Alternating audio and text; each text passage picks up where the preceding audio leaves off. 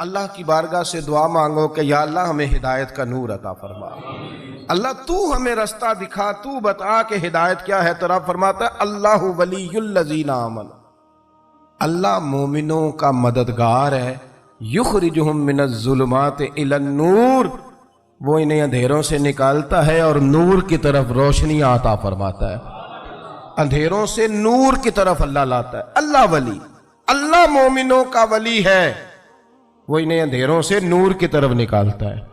ہدایت ہمیشہ اللہ کی طرف سے سمجھے، جب وہ نماز کی توفیق دیتا ہے تو اپنے فضل سے دیتا ہے، جب وہ ذکر کی توفیق دیتا ہے تو اپنے فضل سے۔ ہم سمجھتے ہو ہو جی فلانا نہیں پڑھ رہا بڑا بیوقوف ہے، فلانا نہیں پڑھ رہا، تو کیا اپنی عقل کے زور پہ پڑھ رہا ہے؟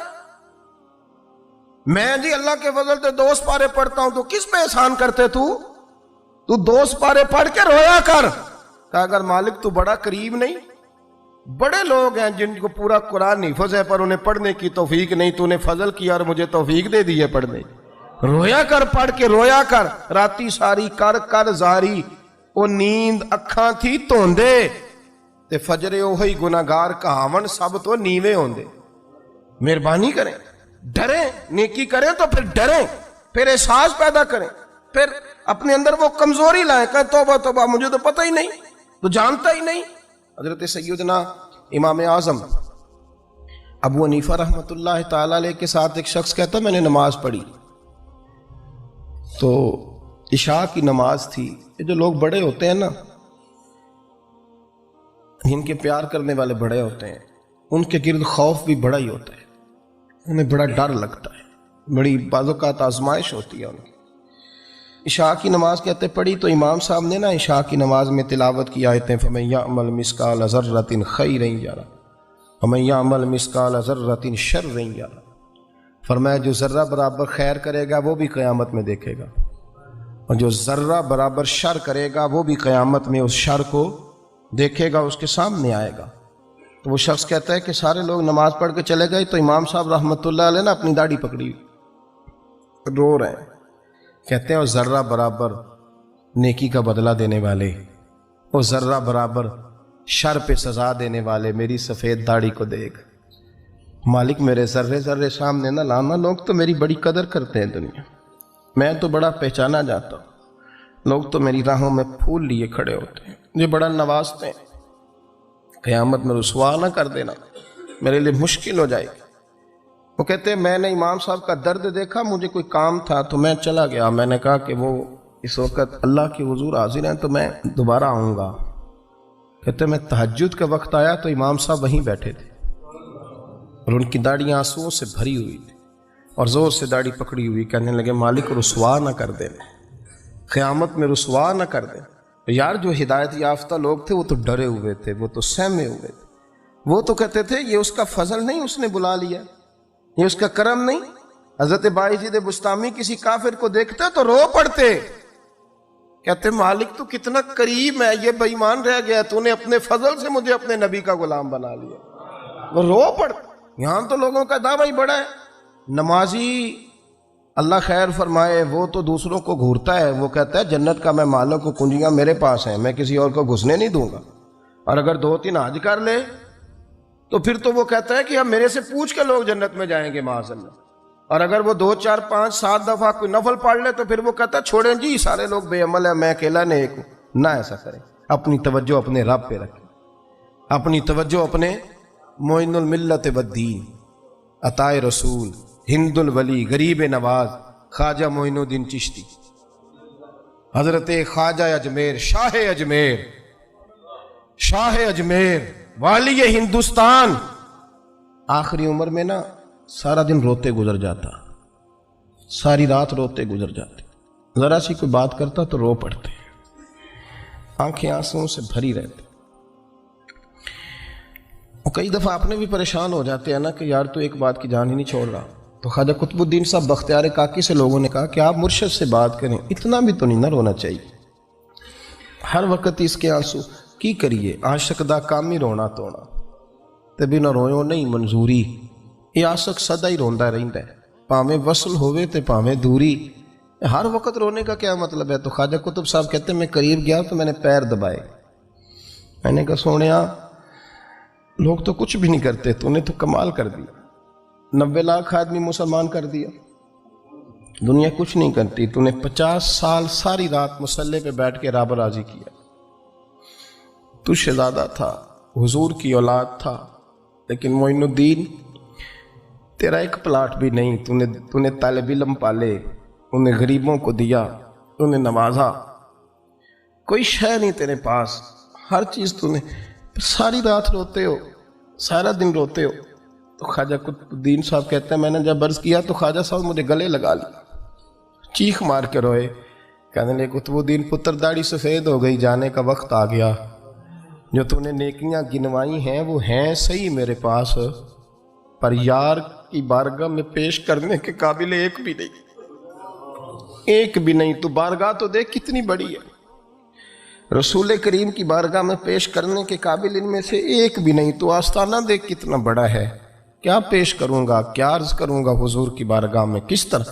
وہ یار جو بڑے تھے وہ تو ڈرے ہوئے تھے، سہمے ہوئے تھے، وہ تو بڑی آزمائش میں تھے، لیکن میرا اور آپ کا رٹا 2 نمازیں پڑھ کے 6 نمازوں کا دعویٰ کرنا اور لمبی چوڑی کہانیاں بنانا اور اپنے منہ سے اپنی تعریفیں کرنا، اس سے تھوڑا باہر آئیں۔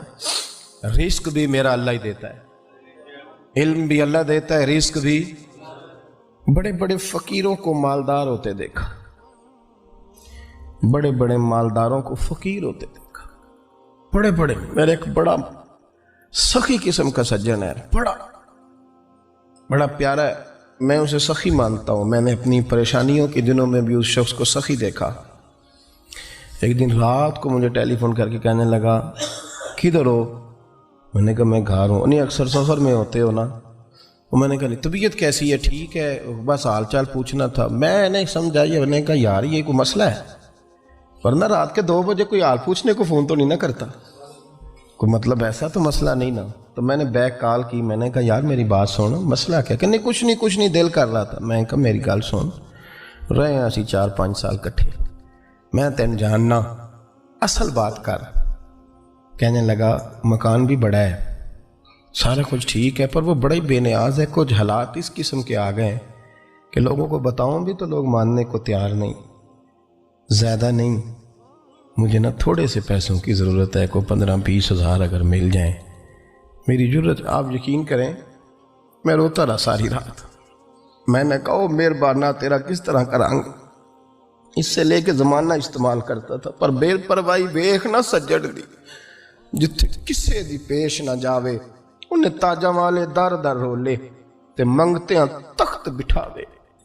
سجنا کسے نو کارا مل دئی، کوئی کعبے خالی آوے، واللہ خیر الرازقین، فقط تو دائیں بائیں نہ جا، رزق تو تجھے میں دوں گا، میں ہوں بہتر رزق دینے والا۔ بڑے بڑے بادشاہ، بڑے بڑے شہنشاہ، بڑے بڑے لوگ، ہاتھوں میں کاسے، فقیریاں۔ ام ربیعہ کہا کرتی تھیں، بڑی نیک اور صالح خاتون تھیں، وہ کہتی ہیں کہ میں نا بڑے امیر آدمی کی بیوی تھی، اپنے شوہر کے ساتھ چھت پہ بیٹھی تھی تو نیچے فقیر مانگنے والا آیا، اس نے بڑے درد سے صدا کی تو میں نے اپنے شوہر سے کہا کچھ دے دیں، کہا دفع کر، ان لوگوں نے دھندا بنایا ہوا ہے۔